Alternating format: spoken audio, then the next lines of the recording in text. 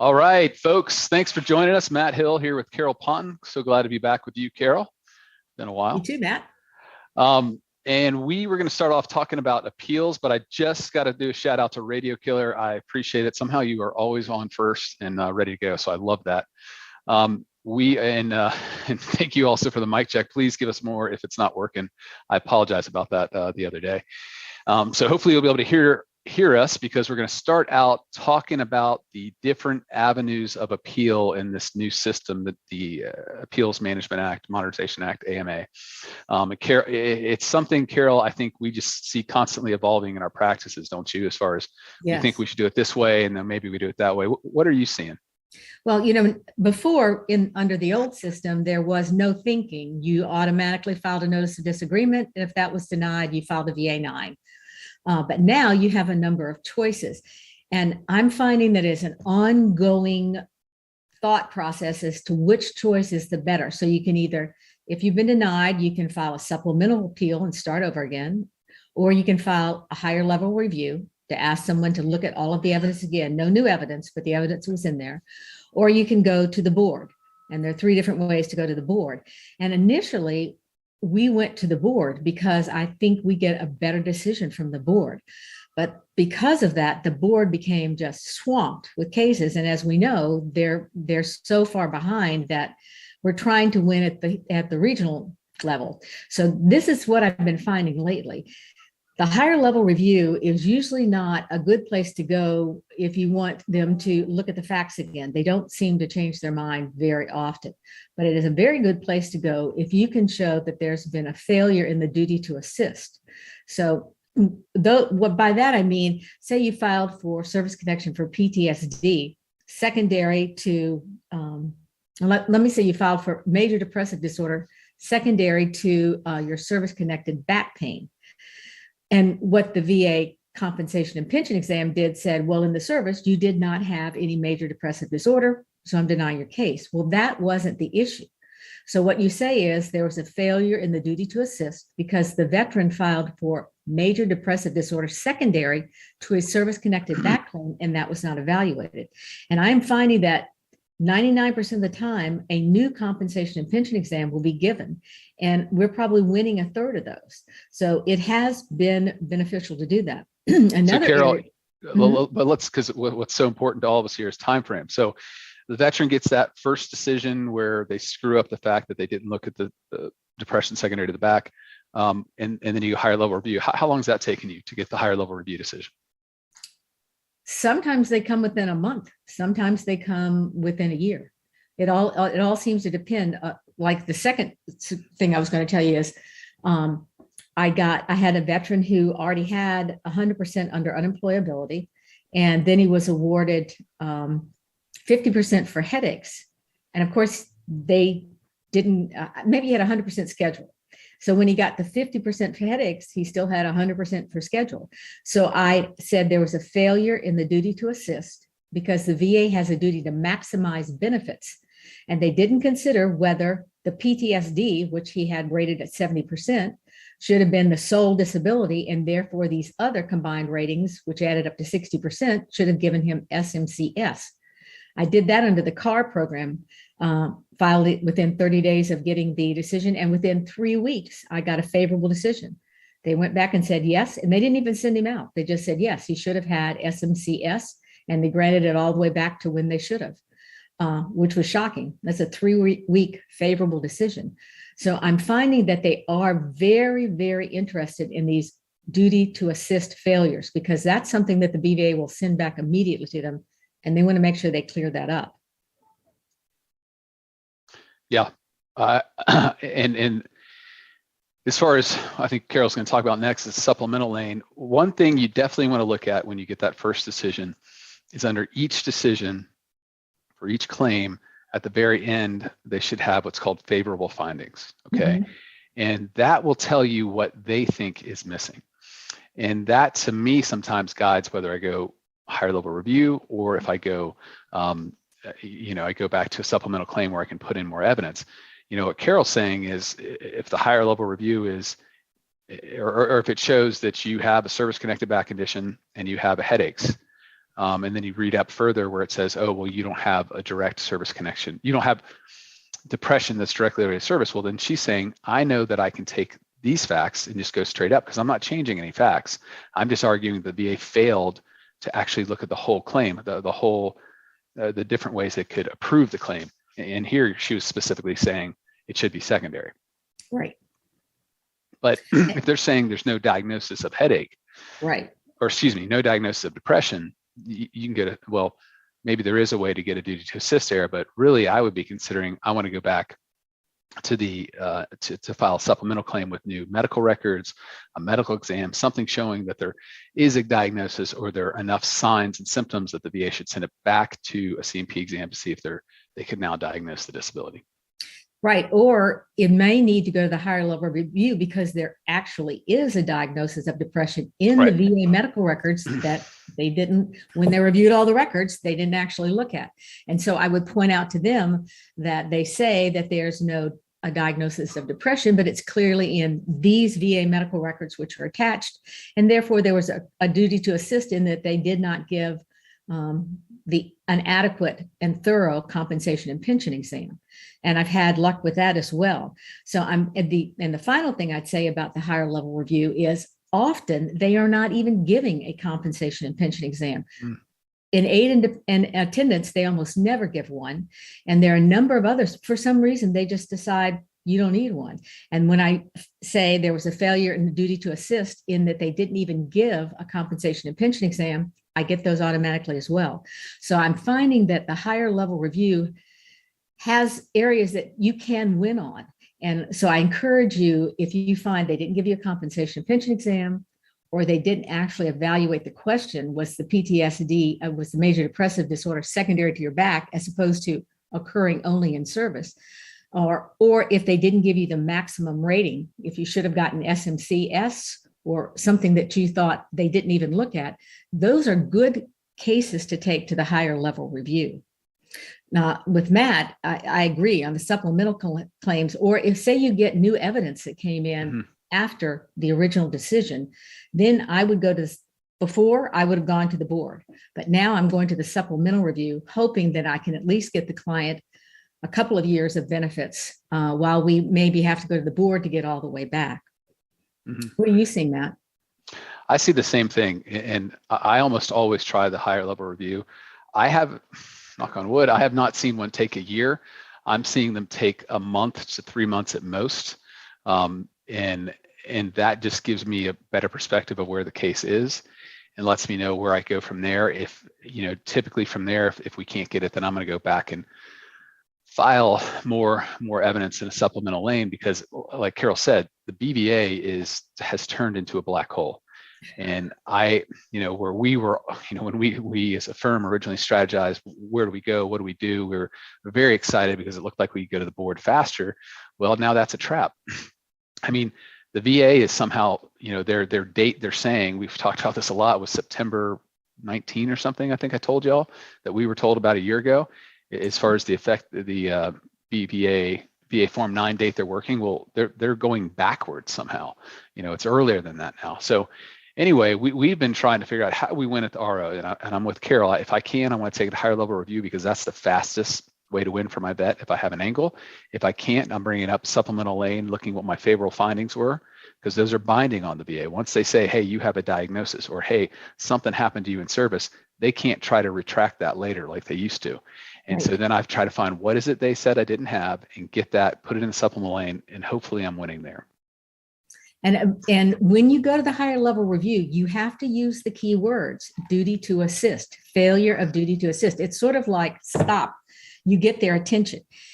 Otherwise, you don't get their attention. So make sure you put in duty to assist and the exact failure that they had in there. And I'm finding that it's working. You don't win all of them by far, but I'm winning a lot more than I did before because you're getting a whole new person to look at it again. So I really encourage you to know why they denied you. Make sure there actually was a compensation and pension exam as to the issue that you raised. A lot of times they will have a compensation and pension exam, but they only covered one issue and maybe you had four. So knowing what your case is really going to help you know what to do when you get a denial. Ultimately, the board is and going back to the higher level review taking a year or more, one of the things, Matt, is sometimes they find out that they have to go to verify that something actually happened in service. Oh, yeah. And so that lane is what's really backed up. And that's why I'm saying you don't know whether it's going to take 3 weeks or a year. It just depends on what the issue is. But I would also like to say the CAR program has been awesome. The CAR program. Would you explain what that is? Okay, if you get a supplemental denial and you decide to file an appeal to the higher level review within 30 days of that denial, then you have your case looked at almost right away. And I find that a lot of these people who are reviewing them are maybe more seasoned in the VA law, and I'm getting a lot better decisions from them, and I'm getting a lot faster decisions. I would say those decisions come out within a month, and that's awesome. So, yeah, I agree. And remember, if you want the CAR program when you file the appeal at the top, it has to say CAR, or I can't remember what it stands for. You, Matt? Anyway, they'll know if you put in block letter CAR and then higher level review, they'll know what that means. I find they also seem to go to Seattle, which is a pretty good place for veteran cases. Yeah. And just to kind of go back to Carol talking about duty to assist, the biggest thing they're going to screw up or not do is get a CMP exam, get the right CMP exam. Like she said, they just look at like we were talking about the depression, they just look at directly at service. They don't look at secondary to the back claim that is service connected. But the other ones are getting records. Carol alluded to this earlier. VA, you can treat at the VA and they have a record of you having a migraine, and then all of a sudden the rating decision denies you for not having not having a diagnosis. Well, that's a failure of duty to assist, get the records, which is pretty basic, but they do that all the time too. And the records can be, it can be all federal records. So the VA treatment records, obviously service records, and then any records you point out to them saying, hey, I treat with Dr. Smith, his address is yada, yada, yada. That way you can have all that. And if they don't look at it, then it's a duty to assist error, and you go up to the higher level review, like Carol said. So you remember there are two things there. First of all, did they get the records? And second, did they read them? Because those are the two ways that I find that we have a duty to assist error. They didn't get them, but more likely than not, they got them, but they didn't even read them, or whoever the examiner was that was supposed to read them didn't notice them. So those are great openings for a redo. And Austin said that the CAR program is claims accuracy request. I personally thought it was claims ask reversal, clear ask reversal, but thank you for elucidating that for me, Austin, and everybody else. All right, well, let's answer some questions. We got Harry 46383. It's good to see you again, Harry. Sleep apnea claim was denied in February. Will HLR appeal jeopardize my new 100% P&T rating? Sleep apnea is for possible DIC claim in the future. Your recommendation. So first of all, I'm going to say, Harry, this is a very detailed question, which I like, because if you didn't put that last part in there about the DIC, I would say jump ship and don't do this at all. But the fact that you're looking out for your spouse with the DIC for future claim, I think even though you're probably not going to get any money off of it, maybe SMCS, but that's a big deal. I mean, that could definitely make your spouse feel more secure. So it's probably worth going for. Will HLR grant that? Probably not. They're just so resistant to these claims. Although I don't know if you're applying straight service connection or secondary, but I'm with you. I'd do it. Carol? Yeah, I would do it too. We unfortunately in the last couple of years we've seen a lot of deaths because of COVID with our veterans, and it's just a terribly unsettling time for these widows or widowers who are left behind, especially the widows, because they often are relying on the money the veterans been getting. And if that money, at least the DIC portion that would go to them, can be implemented almost right away, that's going to help them a lot. Waiting a year or two for the VA to decide if they get DIC, that's really rough on these people. So I think if you can set it up so that they're going to be, now remember, your question was, so they'll be covered. If you have the 100% for 10 years, they're automatically covered. Right. But just in case you don't, you've got them set up. So I think that's a great thing to do. Yeah, there's also the medical though. If they don't, 10 years of 100% does not cover the medical. So that's to put in there. But I mean, again, you know that I'm one not to file more claims once I have 100% because I don't like doing that. But this is an important issue for your spouse. So I would pursue that. Louis C. from Maine is saying still getting deferred by the VBA. It's just a joke at this point. I wish it were a joke, Louis, but it's just pathetic is what it is, that they can't get their stuff together on these. But So it has that gotten their attention. Unfortunately, the chief judge, I think, was fired. You know, she did not come to the NOVA seminar, which was last month, and none of us really knew why. And I think she was an excellent judge. I think she really cared about veterans.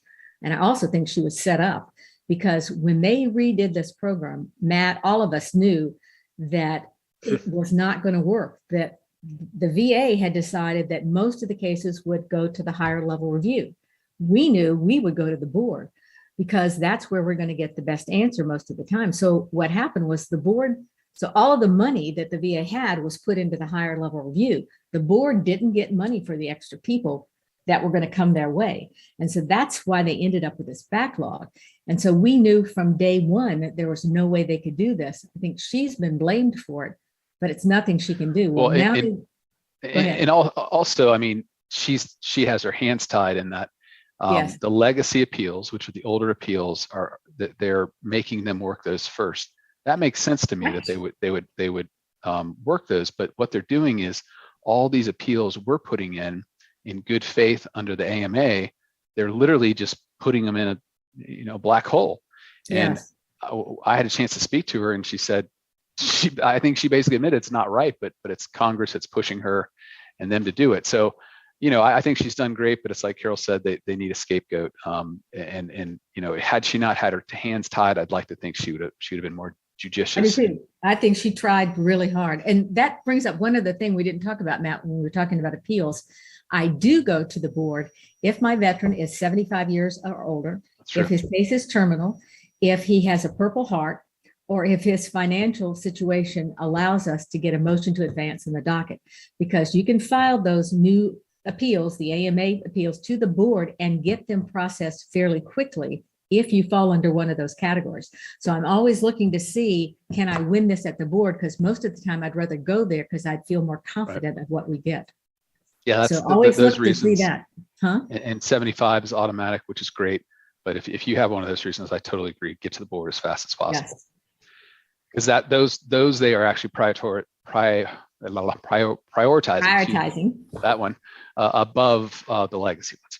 All right, let's get some more questions. Antoine Lewis just had a CMP yesterday for lower back issues and radiculopathy. The examiner never used a goniometer on my back, and I had to make her take my paperwork showing my condition. How to fix this? This goes exactly back to what Carol said. If they come out and deny you on that first level, if you can, get a statement in saying exactly this right now before they make the decision. Okay, say they didn't do this. They say they apparently measured my back, but they literally did not measure my back. Get that in there now. Hopefully, the rater will look at that and say, "We got to redo this," yes. And hopefully they will. If they don't, it's back to what Carol said. You go to a higher level review. You go to the CAR system, which stands for something, and then you say this is a failure of duty to assist. They did not do a thorough back exam, and as Carol said, you should get a remand off that. But hopefully, if you put your statement in before the decision is made, you will get you'll get a rater there saying, I'm going to get this kicked back if I don't send it out for a supplemental exam. So right. That's what I would do. All right, we got Cherub Fox. Hi, I appealed a rating in 1 year window, was scheduled for an re-exam, and rating was increased with new effective date. Is it accurate, or should I go for original date? Thanks for all you do. This is a frustrating thing we are seeing, in that the way this is supposed to work, you file a claim in supplemental lane, you get denied. Okay, so let's say it's January 1st, 2021. Okay, you get denied, and you say, well, I'm going to file another supplemental lane just because I think I think that's the, I can add more evidence and win. So let's say you do that on June 1st, 2022. So that's within that window of an appeal. Okay, so that's considered the same claim. You win, and then they give you that June 1st, 2022. Or worse, they give you the date of the last compensation pension exam, yeah, which I'm seeing a lot of. Yeah, so you are totally right, Chair Fox, in that you need to fight, you need to ask for a higher level review and get the correct effective date going back to the original. And I will tell you, higher level review, they are pretty good at this. They're pretty good in that, I mean, because it's pretty darn obvious, right? I mean, you filed that within 6 months of the first one, and there's no reason, it's not like it got better or got worse or whatever. I mean, so it should go all the way back. This is something where I routinely see the VA screwing up, and essentially they are just stealing deaths benefits in my opinion, because this is not hard math, and the VA should be able to do this. So good call, make sure you appeal that. James H, 5 claims for increase with C&P at VA with 1 examiner for all. After initial 6 years ago, didn't treat, really complain. So I'm thinking didn't really complain. Can C&P take over the top if symptoms discussed there? James, I'm not quite understanding that. Me either. After initial 6 years ago, didn't really treat or complain, and C&P take me over the top if symptoms discussed there. So if you go into the C&P exam and you've had these issues for 5 years, 6 years, service connected, haven't treated, they can't not increase you because you haven't treated. When you file a claim for increase, you're saying, hey, this has gotten worse. And so they need to do a C&P exam, and they look at where it was and how it is now, and you need to speak to how it is now and how that's affected you. And the fact that you haven't treated, it doesn't help you, that's for sure. I mean, I always tell my vets, keep treating, okay? But that's not an automatic denial. They still need to send you that exam, give you the opportunity to show how it's worse and tell them how it's worse. Brandon, got my claim approved at 80%. That's great, Brandon. Still have 2 items that are deferred. Our deferred decision is usually favorable, and any idea how long they will take? Are they usually favorable? I don't know that I would say that. It usually means that the C&P exam was not thorough enough, kind of like what we're talking here, and they catch it, that there were more records they should have gotten, medical or service or something. So it's really, you got to wait and see. I see equal good and bad when it comes to deferred decisions. They can take a while, which is frustrating. But I don't know, Carol, you got any thoughts on that? No, it doesn't really mean anything other than they don't feel they have the evidence to make the decision then, to me. And that's why they've deferred it. Either they need a competent exam or medical records or something like that. So it doesn't really tell you anything, except you have to wait more. But I'm glad about 80% for you. You're going in the right direction. That's huge. Sab Fam, good to see you again. Any luck with the OSA secondary to obesity as a result of mental health condition and or orthopedic conditions without private nexus opinion? All right, so I think you can, yes, you can win any of that. I think the obesity is key. Instead of saying it's directly related to the mental health, they hate mental health causing causing sleep apnea. But I think if you can show the obesity is due to one of your service-connected disabilities, either the mental health, the orthopedic issues, that can cause sleep apnea. And I think there's plenty of literature you could find and probably take to the exam on the internet. So I think you got a chance. And the key here is just to make sure they give you a C&P exam. Well, Matt, I think I win most of mine as secondary, sleep apnea secondary to mental health. But where do you win them? Huh? Oh, where do at the you win board. this? You're not going to. Yeah. I've so that's what I'm saying. In years at the regional office. And that's So I should have. No matter what you. Well, I should have led with that. I think he has a better chance of winning at the regional office if he's not tying it directly to mental health, but if he's using obesity due to mental health or due to the orthopedic conditions. Have you won there? Yes, obesity due to orthopedic conditions, but I've only won one of those. That's what I'm saying. Well, no, I haven't had that many because obesity now is something they have to seriously consider versus before they just kind of wrote it off, said that that's lazy or something nonsensical like that. But I think, Matt, it's also worthwhile to allege all of the things that could be causing sort of mental health, obesity, whatever it is, because then that gives you more chances of actually winning, I think. Yeah, I agree with that. Throw it all on the board. And frankly, like Carol said, if you throw it all up there, they'll look at the mental health and say, oh, I don't want to do that, but he gave me this other option here with the orthopedic and obesity. Fine, we'll just do this, so I don't have to worry about that one. Right. So that is a good point. Spectre WSA. I have a CMP video call for psych this Saturday. I'm 70% for PTSD, but after 10 years found out about IU. I got buddy letters, etc. What else should I prepare for and be aware of in this exam? Oh. Okay. I think you need to get the disability benefits questionnaire. I send this to every one of my clients. Ephraim, will you bring that up? Sorry, Carol, go ahead. Yeah, before they go to the exam, the VA has decided that there's a list of criteria that starts on page 4. And if you don't have something for each one of these criteria, guess what? You don't have PTSD. Whether you had it in the past or whether your doctor thinks you have it now, you don't have it. So I want you to look at every one of those criteria and write down what your response would be to that. I don't want you to take the form with you or show that at the video, but I want you to make sure you comment on these things before that exam is over, so that you have mentioned, yes, I was exposed to a traumatic event. So you mentioned all of these things in there. The other thing that I always tell my clients is that you need to make sure when you're talking about an unemployability case that you connect the PTSD to the unemployability. You don't get into other things that may or may not be service connected. You want to stick to the PTSD has caused me to be unable to work. So you want to have instances of where you blew up at your boss, where you stomped off from work, where you couldn't get along with your employees. You need to think about things that happen.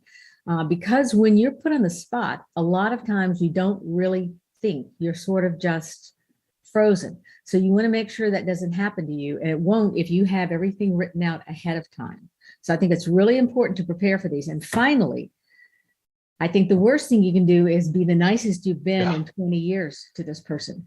You need to let them see a picture of your life. What have you done with your family, with your friends? How awful have you been when you wished you hadn't have been, but that's what PTSD does to you? You need to let them see that. If you don't let them see that, there's no way they can really know how this has affected your life. And I'm dead serious about that. Yeah, and I'd say when you're talking about work, you know, the language says, can you get a job and can you maintain a job? Forget about getting a job. You need to think in your head, can you maintain that job? And what I mean by that is, you know, say you get a job, you're fine a couple of days, you're having good days, but boss says something stupid to you, and you look at it and say, and you let them know it. You know, you say, hey, that's pretty damn dumb. Why? I'm not going to do that. Or your coworkers just piss you off for no particular reason. Those are the things you need to speak to, okay? Because those are the things that might be embarrassing, it might not be what you really want to talk about, but those are the things that really affect your ability to work and to earn a living. So Ephraim just threw these up on the, let's see, he threw up the DBQs. There's also really important when they're, you know, Carol talked about the fact that they're gonna look at, I'm sorry guys, my head's still moving. Criteria. Slow. They're gonna look at the criteria, and you got to be ready to do that. Okay, if you go to that page Ephraim just threw up there, and you go to the psychological downloads, there's one called PTSD review. This is super important because, you know, hopefully they're not idiots and going to say you don't have PTSD. But once they say you have PTSD, this form is 6 pages long. But when it comes to rating you, the VA rater literally is going to will look at one section, and that is on this form. It is on page 4. Sorry guys, page 2, section 4, and it's called occupational and social impairment. Okay, so you got to do what Carol said. You got to convince them that yes, you still have PTSD and that's still a problem for you. Okay, but then when it gets to that, they're going to rate you on one of these 1, 2, 3, 4, 5, 6, 7 different levels. Okay, so you want to look at that and see, where is this hurting you? Okay, so for 70%, it's the second to last. It doesn't say this on here, right? It's not going to say 10, 20, you know, it doesn't say what the rating is. We just know that after doing this so many years, but 70% is occupational and social impairment with deficiencies in most areas, such as work, school, family relations, judgment, thinking, and or mood. Okay, so you get that, and frankly, it's okay if they put that down again, because because you can't work. Let me see, I thought there was one more thing about unemployability. I don't see it. It's financial affairs. Shoot, I'm sorry, guys. Well, I don't see the one on. Are you talking about the total disability, or are you talking about? Yeah, isn't there one? The one right after that, deficiencies in most areas, says total disability. Well, that of course would give you 100%, but you don't need that. The 70s works. Yeah. So if you get the 70, I think that's critical. And then, I'm just trying to see. I thought there was a section here that talked about there. I guess there is no specific section that talks about unemployability, which is head scratching at the least, but they do have a place there to put remarks. And so I would nail home everything Carol said about working, not being able to work, and just say, look, I don't need to go to be an inpatient somewhere, but I hate being around people. I hate being around stupid bosses. I hate talking to customers who annoy the hell out of me, and those are the kind of things you want to speak to. So I know we went on really long about that, but these CMP exams are so important, and they can be just so hard to feel out what you do when you go into them. I know you spend years working on your claim, and these are the few minutes that make any difference at all. And sometimes I think you should ask your spouse to give you examples of times you're unreasonable. It's like watching a movie. They watch what you do. You're trying to forget what's going on, and you need to give those examples to them. And I would definitely have your wife or your spouse write a statement about what they observe. Okay. And be prepared for it not to be nice. And frankly, I would ask them to say, if you ever see me being an asshole, what does that look like? And how often is that? I mean, seriously, because a lot of spouses aren't going to want to say something bad, but they see it, they observe it. Frankly, sometimes they get anxiety because of it. So, you want them to tell you what a bad day looks like. Okay. Ken Homan, I'm at 70%. Can I still get unemployability if I'm 71? Sure. At retirement age. The regulation, this is something I talk to vets all the time. We handle the majority of our claims are for Vietnam era vets, and we talk about unemployability, and I say, hey, look, I retired, can I really do this? The VA says in their regulation 38 CFR 4.16, I think it's under B, that basically they cannot take age into consideration. So we've handled plenty of World War II veterans who are in their 90s who haven't worked in nearly 40 years, and they can get unemployability if we show the disabilities wouldn't allow them to re-enter the workforce. So don't worry about your age at all, and because they're not allowed to worry about it. Okay. So Spectre WSA, it's because of our channel you found out about TDIU. Well, I'm glad you found out about it, because that's awful. You had to wait 10 years to file it, because those benefits are significantly greater. I think the VA should have told you about them. Yeah. So one of the things you may ask for is unemployability back those 10 years. They should have sent you a form at 8940, VA 21-8940, and ask you to apply. If you weren't working back then, they should have asked you to apply for unemployability. So that's something where you want to try to get this, not just now, but all the way back. That can be hard, but Carol's right. I mean, that's a lot of money. That's several $100,000 probably that they would owe you. So it's definitely worth trying for. Surf Shack 2. I'm waiting on a PTSD appeal. I was given adjustment disorder with anxiety, 0% compensation. My ship was struck by a mine in Desert Storm, but they denied service connection. Okay, so I'm not a doctor. Sometimes I play one on this channel, but adjustment disorder is essentially is having a mental health disorder that lasts 6 months or less. Is that the time for it, Carol? So that's just rubbish. I hate it when VA does that. Okay. That being said, if they've already rated you, even if it's 0% for that, fighting for a PTSD diagnosis, probably is not worth your time. This is a red herring the VA has you do. You file, you get service connected for this issue, and you say, no, I don't have adjustment disorder, idiot. I've been treating at the VA and they've given me PTSD. And so they have you fighting for the diagnosis, but you still have a 0% rating. This is all about compensation. It's not about diagnosis. Okay. You want to get the most compensation that you're entitled to. So instead of, it's hard not to fight this because they've given you a bullshit diagnosis. Okay. But instead you need to say, I don't care about that, but this is how it affects my life. It's not a 0% rating. It's a 50 or 70, 100% rating. Okay. So once you have a mental health rating, every single one of those ratings is rated under the same criteria. So you could have 5 different diagnoses, but you're only going to get rated on the highest one. So again, this is hard because this disorder is nonsense. But you're already compensated for it, or they've already acknowledged it's related to service. So I would just try to say, this is bad, what happened in service, being hit by mine, but hey, give me the full compensation I deserve. So if it had just been adjustment disorder, you wouldn't have gotten any benefit because that's not considered a permanent. But it said adjustment disorder with depression and other things. So what you want to start, and that's why with a lot of my clients, because you can't, maybe they're not proving that the mine incident happened, you want to just talk about an acquired psychiatric disorder. It doesn't matter what the name is.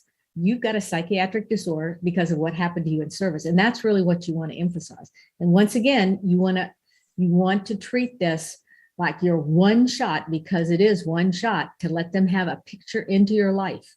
Right. Just take yourself back to when you started screaming at the people you love for no reason and let them see that. Telerock 1, I was sent for a CMP exam as I was in a doctor's office. And as I was in a doctor's office, he made a call to LHI and asked if I needed another sleep study. They said no, but the funny thing is, he said that I had moderate sleep apnea. All right, we're going to do a slide here. I have this vision of the LHI headquarters, and up on the wall is a picture of Carol Ponton where they have darts where they just throw at her, because she, not only does she hate them, but she causes so much trouble for them. And yeah, so you don't need a sleep study in this instance if they're saying you have sleep apnea, because you have the diagnosis. That's what's important. So now you got to show how it's related to service. Okay. Okay. The reason I have a problem with LHI, let's just be clear, is that they try to send my clients 100 miles away or more from where they live, so they get to keep the case, or they send them there and then there isn't an appointment and it's canceled. And they say, oh, that was a mistake. Or they send them 2 or 3 times for the same thing. And that's the problem I've been having with LHI that I have not had with QTC or VES. And so until they clear that up, they're going to hear from me. You don't want to hear from Carol. No. All right. Also, he says, my sleep apnea goes back to 2009. Why wasn't I being paid for it since then if I have moderate sleep apnea and it's in my mid records? Maybe that's military records. Oh, med records. So the thing with that is you have to file a claim anywhere outside of an Agent Orange issue. You have to have filed a claim, and it can only, your benefits can only go back as far as that first claim you filed, unless you get out within a year of service, and then it goes back to the date of discharge. So that's frustrating. I would have liked to have think that when you were discharged, you had a VSO at least come up to you and say what you're entitled to. But that unfortunately, that's in statute, and that's not something that can be undone. Bill McGrath, welcome back. Is the VA combining IBS with fibromyalgia for Gulf War presumptive claims versus separately? They should not be. Yeah, I wouldn't. Because I can't, off the top of my head, those are not overlapping symptoms. No. So you should be getting, so yeah, as Carol said, they are, that's the pet peeve of mine. I'm seeing them combine more and more disabilities and giving you one rating when they shouldn't, okay? There's this concept called pyramiding, meaning if you have 2 distinct ratings, but they cause the same symptoms, then you cannot be paid for both. So we spoke about mental health ratings before. If you have depression and anxiety, but they both cause you to basically be a recluse and stay at home, you're not going to get 2 ratings. You're only going to get 1. IBS and ulcer colitis, sometimes I see, like you can't have both of those because they have GI issues that overlap, and so they'll give you the higher of the 2 ratings. But this is to me clear cut. Fibromyalgia does nothing of the sort. So I would, and this goes back to what Carol said. This could be an interesting appeal to the higher level review, because they should know the law better, and you can say, look, they legally combine these 2 ratings, and I should get a rating for each. And hopefully they will at least send it back to get an exam to show what's going on with both. Right. my These thoughts. are two separate disabilities. They do not overlap, and I should have gotten a rating for both of them. The combined is and I also throw in the duty to maximize benefits, because once again, they have minimized benefits. So you want this duty to assist is a very important language. Okay. And I think it's Duty to assist 38. because they didn't evaluate both conditions and that they didn't maximize your benefits.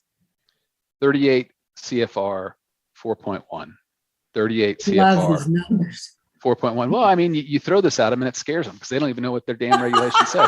But that's the regulation that states the VA must maximize their benefits. Like, I mean, again, they say this, that their job is to maximize the benefits on claims you file. Okay. So that I just put that in there, and maybe they look it up and say, oh, holy cow, we should be giving this guy more. I go maximize. All right. Let's see. Mario, is it better to apply sleep apnea secondary to allergic rhinitis or secondary to PTSD? Both. I agree. Louis C. spent 5 months in a naval hospital, was diagnosed with depression. The VBA wants a stressor for PTSD. I have a bronze star attached to my Vietnam medal. Louis, so VBA is Veterans Benefit Administration, VBA's Board of Veterans Appeals. I just want to make sure we're talking about the right thing, because I've not been kind to them today, but the lesser informed individuals who are making decisions are at the VBA, at the regional offices. That's kind of a head scratcher. I mean, if somehow they couldn't see that the bronze star was for valor, I'm trying to bend over backwards and see how they screwed this up. If you spent 5 months in a naval hospital and that's in your records, you don't even need to show the bronze star. I mean, you can say, this is why I was there. I got hit with shrapnel. Acquired psychiatric disability. Yeah. Don't play their game. Yeah. And you just say it's secondary to what happened in service, but I'm sorry about that. Thank you for representing our country. And thank you. You don't get a bronze star for nothing. So we appreciate what you've done.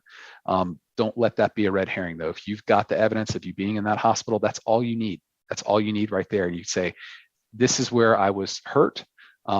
Guess what? This has given me nightmares. This has affected me mentally too. If they can't wrap their head around that, this is a case you definitely take to the board. But I want to make sure they're asking him for a copy of it, or what are they asking? He just says I have a bronze star attached to the Vietnam medal. So hopefully, I mean, again, they're supposed to get your service record, so hopefully they would have done that.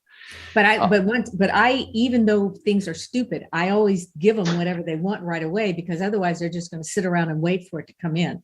So rather than hold up the case, if they're asking for it, give it to them, even if it's already in yours. I get so many letters asking for the same thing we have already sent in. They already had in the C file, but I put it back in again because they've tagged, okay, waiting for this, and your case is going to sit there until they get it. So don't let them hold up your claim. Just give them what they want. But once again, acquired psychiatric disorder. I had the regional office had denied my client several times because they said he didn't have PTSD. And I had a great opinion from the judge at the board that said, whether he has PTSD or not doesn't matter. He definitely had an acquired psychiatric disorder. And so I'm going to grant service connection for any acquired psychiatric disorder. And that's where the judges are looking. They don't really care about the name. They care about, did you get a mental disorder because of what happened in service? And the VA can't hold you up with saying, prove to me that this happened, because that's not the question. The question is, you went in without a problem, you came out with a problem, end of question. Right, end of so story. Please don't play their game. Yeah. Because it's about compensation, not labels. Right. Okay. It's about you getting the money you deserve. Surfshack 2, anybody know how long claim appeals take? So one thing that we're doing is we have been slowly collecting data from the Board of Veterans Appeals, and we're looking to make a page on our website that kind of lays out all this. They don't give it to you in kind of straight numbers, and it's a little bit confusing, but I'm hoping within the next, it might be a month or 6 weeks or so, we're able to put this up, and it tells you, as real time as we can get, where appeals are, how long they're taking. So just be on the lookout for that. We will, of course, notify you once we see that. Texas veteran, And to answer your question, Surf Jack, I don't know what kind of appeal you have, but if it's a BVA appeal, they're taking a long time. Texas veteran, about to be homeless with 4 kids. I'm 70% PTSD, 80% total. April 14th, my appeal was advanced on the docket. We have to be out on the 6th. I don't know how you got it advanced, like what mechanism you use, but I would go through that again. I would ask, I would call the VA, I'd fax them a letter, just do something to set, get back on the radar, say, hey, I need this more. April 14th, my appeal was advanced. So I don't know. I would send, if you have a VSO who was able to call and had a backdoor number, that would be great. But otherwise, I would be calling and emailing and faxing whoever you can to say, please get this out ASAP. The other thing I would do is I would call the VA 800-827-1000 for the homeless line. The VA has done some things much better lately, and one of them is helping homeless vets. They have given them places to stay. They've subsidized rent. They really do not want to be known as letting veterans be homeless. And I know all over the country it has gotten much better. So you need to call that number and see what they can do for you. A lot of times they'll pay your rent. They'll get you into a place.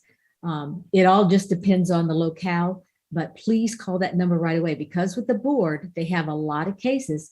Once they make a decision, it has to go back to the regional office. If they award you, then they have to put it into numbers and get you the money. All of that takes time.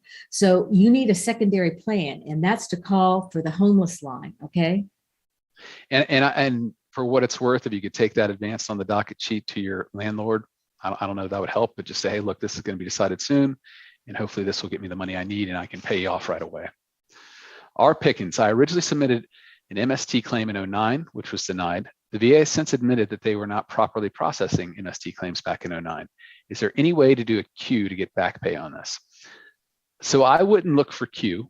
I'm going to give you another regulation here. 38 CFR 3.156C. 38 CFR 3.156C. This is one of our favorite regulations because we aren't able to win on it all the time, but it's one where when the VA has been particularly lazy and sloppy, we can get veterans, decades. Brian Hill, our partner, got a World War II vet, Korean vet, back to the 1950s on this. So what you would be looking for in MST cases, when they requested records from DoD, they typically only had been requesting the service medical records, and they'd look through that and say, hey, there's no notation of a problem here. They weren't requesting the service records that showed, in any problems with authority, any you mean the military personnel records. Yes. Any military, any problems with, performance, if that's gone up or down, any request to change to a different MOS or to a different location of service. So those are all things that are in the SRs. And frankly, I found, we've handled hundreds of these MST cases over the years. I found the stressors, the markers, are more often noted in I call them service records. Carol calls them military. Well, service medical records are the medical, right? But military service personnel jacket, are how you did on your ratings and where they got disciplined. Yeah. So that's where they messed up. The only way you can find out is if they didn't get those is if you order a copy of your claims file. Okay, you order a copy of your claims file. You look back at the 2009 decision. Oh, I'm only take that back. Look, if you have a copy of the 2009 decision, look under evidence. Did they list service medical records or all service records? If they didn't list all service records, and then on this new decision they list all service records, you have a claim to go all the way back. Again, this is a rare, and it's really hard, but for some reason in MST cases, we found this quite a bit. And yes. Not only do they deny these, but they're just sloppy with them. And it's nice to be able to make them pay. And it's hard in other areas, but this is one where you have a good chance. So I would go for it. Let us know how it goes. I'm a little more picky. I would actually get the claim file and go through page by page to make sure it's all in there, to make sure that because they could have had some of the records and not all of them. You're right, Carol. Lipster 09 Twitch TV. My brother has no medical records from service. He got out probably around 2018 or so. How can he request his records? So first of all, I would like, if he files, I would like the VA has a duty to assist to get his records, and they do this across the board now. So that's the quickest way to get them, is just have the VA get them. Now that they're electronic, they're so much easier for the VA to get, just from the DoD. If some reason they're saying they don't exist, then he needs to file what's called a form SA 180, I think, and that's a request to the archives to get your records. But the fastest way to get this is through the VA. And the other thing you want to do is you want to make sure you're online, the electronic, where you, My Healthy Vet or my, whatever it is, e-benefits. E-benefits, yeah. Yeah, so that, because a lot of times they put a lot of medical records on there. You never know what's going to show up on there. So you always want to make sure you have that, because they're going to be giving you VA medical records. You don't know what other, they give you compensation pension records on there. They don't, and they talk about the benefits where they are in that. So you really want to make sure that they may show up on there. So always make sure you have that. E-benefits, My Healthy Vet, so you're getting both the benefits and all the medical records online. Yeah. Downrange 210. Wow, I've been waiting for my appeal on TDIU since 2018. If this is at the board, unfortunately, that's what we're seeing. I would still write a status letter wherever it is and say what's going on. I've been doing this since 2018. See if you can get any traction. JR, those of us who don't understand these abbreviations makes it rather challenging. DIC, CAR, etc. If you look up above for CAR, that Austin answered that. Oh yeah, claims accuracy request. DIC is, you don't need to know the name of it. Basically, it's survivors. It's survivors, whether it's widows or the dependent children or dependent parents. Yeah. We use these, but we don't even know what they actually, like, I don't know what CAR means. I just know that CAR means it will, if you catch it within 30 days of the decision, they will look at it right away. That's why we have you guys like Austin, who let us know what they really mean versus what we want them to mean. But yeah, DIC, if you see that, that's just simply means that the veteran has died and his surviving spouse or children who are minors have a claim to get the benefits, have a claim to get ongoing benefits like a pension through his service. But thank you for telling us this. And anytime we do this, would you please let us know? I remember when I was married to my husband and he would talk about pack, fleet, sub, whatever, I'd have no idea what he was talking about. And so after a while, we start talking in this language and we don't even know that we're talking in a language people don't understand. So please call us on that, because we don't want to be cryptic. We want you to understand what we're saying. And thank you for that. And if there are any other abbreviations, please let us know on that too. Seth comes ripping. If you have a choice, if you have a choice, and I'm only 38 and not done working, is DoD medical retirement better than 100% VA disability?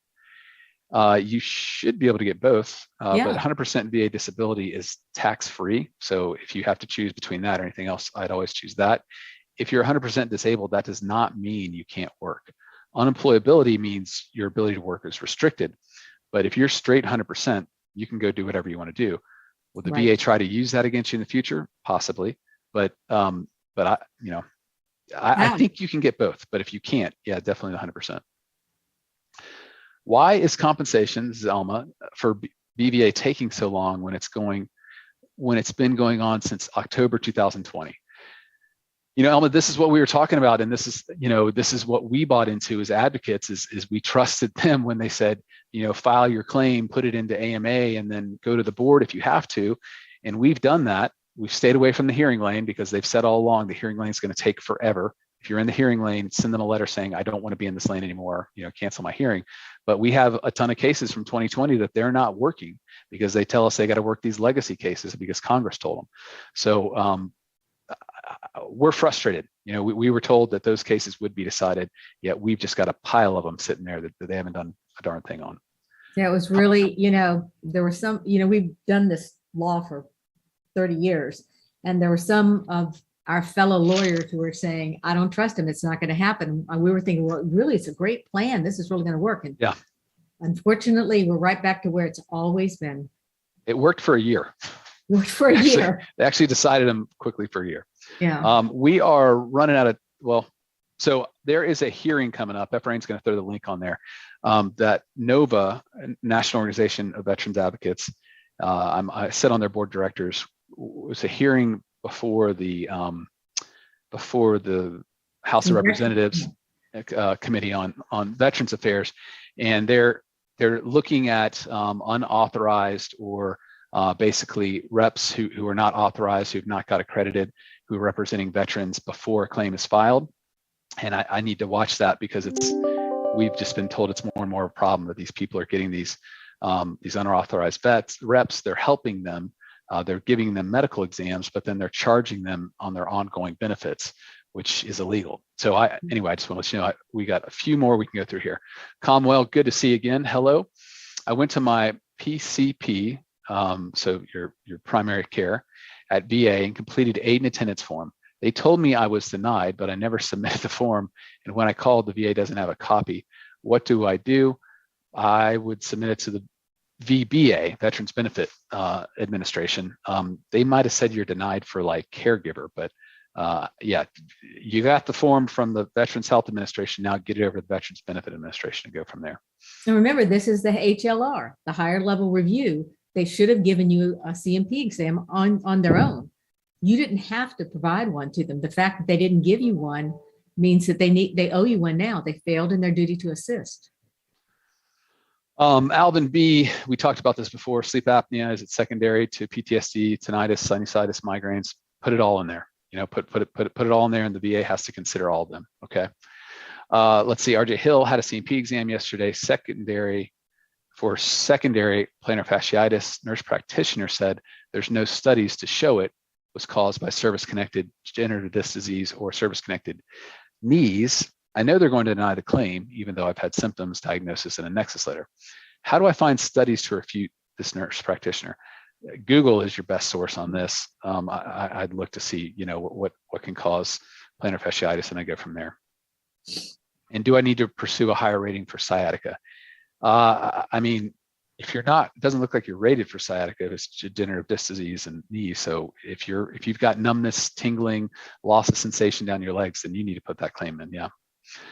Ming Kao, are you able to file a claim for depression and anxiety even though you're already rated for PTSD? You can file it, but it's not going to get you any more benefits.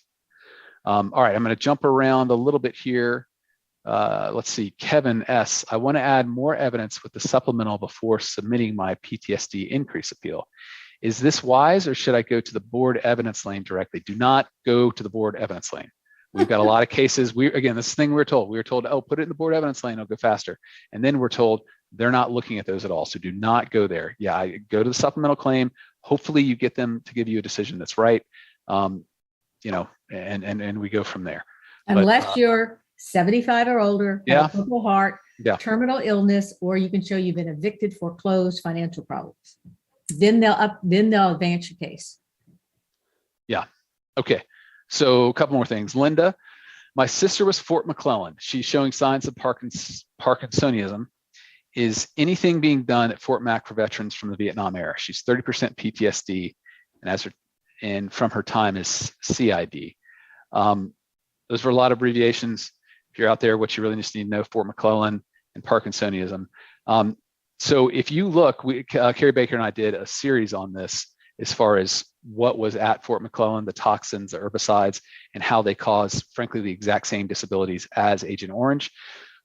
Kerry was actually in DC this week. The VA asked him to come talk to them about different toxins and different locations like Fort McClellan, and they're supposedly interested in trying to broaden what they're giving presumptions for.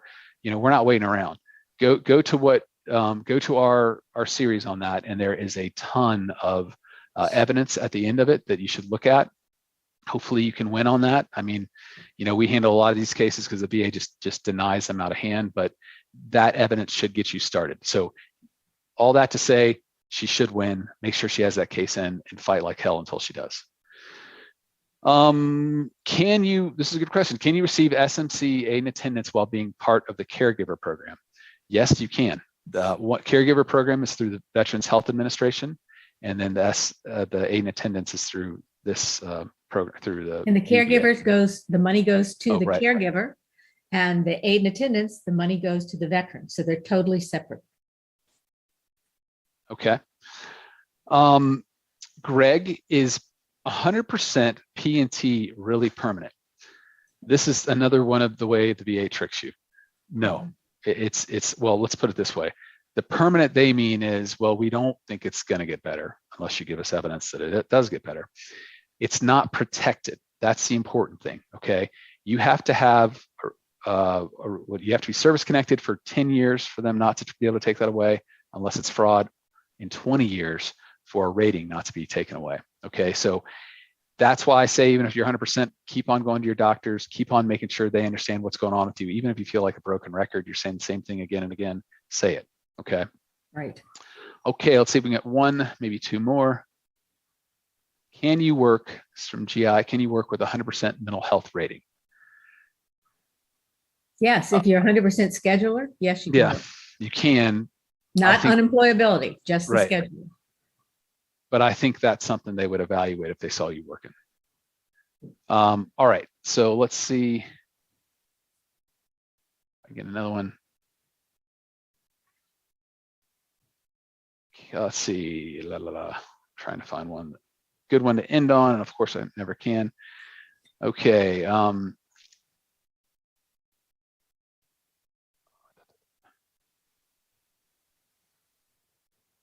know I got one in here. All right, Calvin, I had a conference with a BVA judge August 2021. Why does the BVA say my claim is waiting to be assigned to a judge? Is that judge not the same one who will decide my case? That is the same one that will decide your case. Here's why you're waiting, and they don't want to tell you this. Maybe your case was actually bumped up and it was decided, you had a hearing before, let's say, your time in line. What they did back in 2021 is they opened up the floodgates and say, anybody wants a hearing, come have a hearing on this date or that date. And a lot of people went in, and even though they had only filed a year before or 6 months before they had their hearing, well, what would be common sense to all of us is that if they've already had the hearing, just make the decision on the case. What they do instead is they take your hearing and they said, oh, this is great, it's nice, and they put it back on the shelf, not to be decided until your case comes in numerical chronological order. So they put out a lot of false hope, is, nicest way I can say that. And if for some reason the judge is no longer there, you will get a letter saying that you have the option to have another hearing now that there is a new judge. So you will know if the judge has changed. But at this point, I would assume they have not. Yeah. All right, folks, we got to wrap it up here. I'm going to go check out that hearing. I would ask that we haven't done this in a while, but if you go to the community page on our homepage, I think, Efrain, if you throw this up, that'd be great. You can go ahead and submit questions during the week. We will look at those. We'll see what the most popular questions are, and we're going to start off with this because I know it's frustrating. We don't get to all y'all and your questions throughout the day, unless you're Radio Killer, because he's frankly on here before I am pretty much every time. So please check that out. Thank you so much for watching. We look forward to this every week and just kind of working together, and you guys teach us stuff, and hopefully we're giving you information that helps you along the way too. Have a good day.